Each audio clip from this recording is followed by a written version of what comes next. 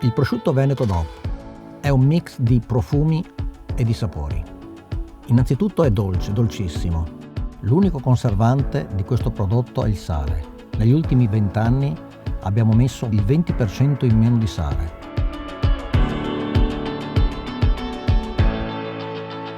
Poi il colore è rosato, che è dato da una lievissima amarezzatura nella parte interna del prosciutto. Ed infine i profumi, dati proprio dalla lunga stagionatura cui è sottoposto, non meno di 18 mesi. Questo per dare al prosciutto una gradevolezza e una dolcezza impagabili.